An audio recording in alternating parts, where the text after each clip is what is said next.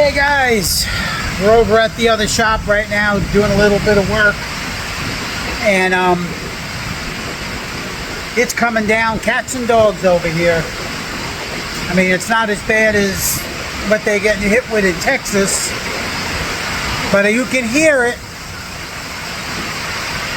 Yeah, that's the rain. So right now we're at a standstill because I got to be outside, and we'll go from there.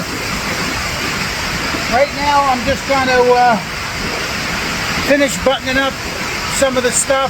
We got the breakdown here and all the metal tools because we're going to set up the metal shop here. And we also have the C10 here.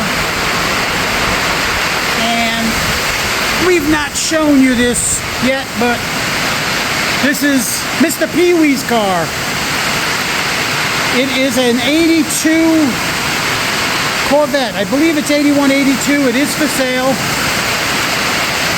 And it actually has a 572 under the hood. This thing has got some guts, let me tell you.